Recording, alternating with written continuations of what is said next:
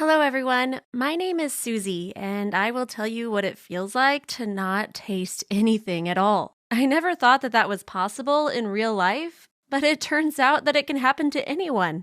But first things first, it happened one spring day. My older sister and I were cycling in a park not far from our house. In general, I can ride a bike very well, and apart from that, I have quite significant experience in it. I've been cycling since I was 6 years old. But something went wrong that day. I wanted to show my sister how skillfully I could get from the curb to the road on a bicycle, but because of the wet road, the wheels began to slip and my bike fell down along with me. I could not manage to control the movement of the bike, so I collapsed to the ground and hit my head on the curb really hard. My sister Melody immediately rushed to me, but I lost consciousness.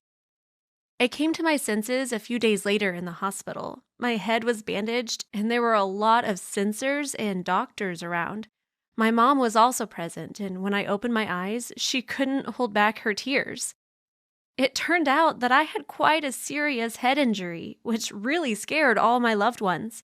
That day, it seemed like the worst was over because I finally woke up, but in fact, my biggest ordeal was yet to come. My mom, being happy that I was recovering, wanted to feed me with some tasty homemade food. As soon as the doctors gave the green light for her to do it, Mom rushed home to bake my favorite strawberry tart. And finally, the long-awaited piece of tart was in my hand, and I was eagerly taking a bite of it. But suddenly, I faced a terrible disappointment. I couldn't taste anything at all. Then everything was like what you'd see in a movie. My mom was sobbing a lot, doctors were fruitlessly examining me and trying to find the reason for this, and I was crying into my pillow every night so that no one could see it. It turned out that when I fell down and got a head injury, some neural connections in my brain were damaged, and I lost the sense of taste. Doctors were shrugging and saying that it would take some time and more thorough examination was required. Although, since then, a little more than a year has passed, and I still can't taste anything. It makes my life unbearable and gloomy. I do not enjoy the food that I eat at all. As a result, I have a poor appetite. I lost weight and started having problems with my immune system due to the lack of vitamins. Doctors prescribed me a bunch of dietary supplements, which I always have to carry with me and take some of them on an empty stomach and others after meals. My classmates began to make fun of me because in the school cafeteria, I always had a pile of bottles with me. But then they found out that I couldn't taste anything and began to make experiments on me, adding a heap of salt or chili pepper to my food. My life began to seem dark and gloomy to me. I became more withdrawn and did not want to talk to anyone. There were days when I did not want to go to school at all, and I came up with various pretexts to stay at home. My performance worsened, although before I had always gotten good grades. In short, it seemed to me that the whole world was falling apart around me, and this was all because I had lost the sense of taste. At such moments, only reading could save me. I prepared a large cup of hot tea for myself, sat down by the window with a pile of books, and plunged into the unreal fantasy world to escape from my earthly problems.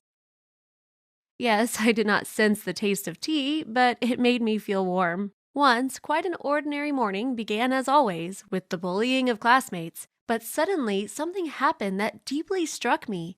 One of my abusers, his name was Michael, suddenly began to intercede for me.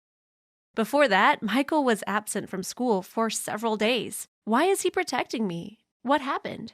Before, he used to mock me just like everyone else did. These questions were spinning in my mind like flies, but I couldn't find an answer to them. It even seemed to me that he had some tricky plan for me to get my guard down and then hurt me again 3 times harder. A week had passed since that day, and none of my classmates were bullying me any longer. I was so used to being an outcast and a loser in our class that at first it felt totally weird that no one offended me. Later, Michael came up to me and asked to go to the end of the corridor behind the stairs, where it was possible to talk face to face where no one could hear us. Well, finally, I thought, and followed him. Michael said that he had been absent because he had a sore throat, so he needed to take sick leave.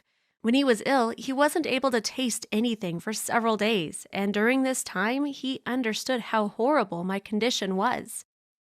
He felt ashamed that he had been mocking me and realized that it was not my fault that I suffered from this ailment. He asked me to forgive him and said that he knew how to help me restore my sense of taste, but for this, he needed a little time. After this conversation, I started hoping that I would become like everyone else again. My mood improved, I began to smile more often, and I felt a desire to live. About a month passed since I had that talk with Michael, and he invited me to go behind the stairs again to have a word with me. There, he showed me a small vial with green liquid inside. When I asked what it was, he replied that it was a healing potion, which his grandma, who was a healer, prepared specially for me. Michael said that I should drink it exactly at midnight, and then immediately go to bed without talking to anyone. Although I never believed in healers, I did everything as he said. When I opened my eyes in the morning, I immediately rushed to the fridge to try something and see if I could taste anything again. The first thing I found was a watermelon. I eagerly bit off a huge chunk, but then I was disappointed because everything remained the same. At school, I told Michael that the potion had not helped me, but he comforted me and assured me that I had to wait and the effect might not occur right away. I fastened on the hope, catching it like a lifeline, and just started waiting. I believed with all my heart and soul that the sense of taste would surely return to me again. But soon a miracle happened. One of my classmates gave me candy. I took it reluctantly because I still didn't get any pleasure from it, but I didn't want to offend her. Without much enthusiasm, I unwrapped it and bit off a piece and instantly sensed the taste of milk chocolate in my mouth. I could not believe it and started eating more and more of it. Now, I don't know what helped me get my sense of taste back. This could be thanks to the potion given by the healer, my faith, or because of positive thinking. Whatever the truth, with the returning of taste to my life, it acquired fresh colors. I felt complete again. I wanted to study and achieve my goals. This situation showed me that those who we consider our enemies are not always soulless and cruel. Sometimes they're just ordinary humans who are under the thumb of others, and they do not want to stand out from the crowd.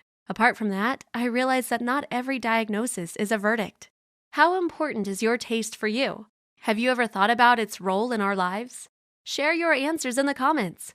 Click the thumbs up button and subscribe to the channel to stay with us.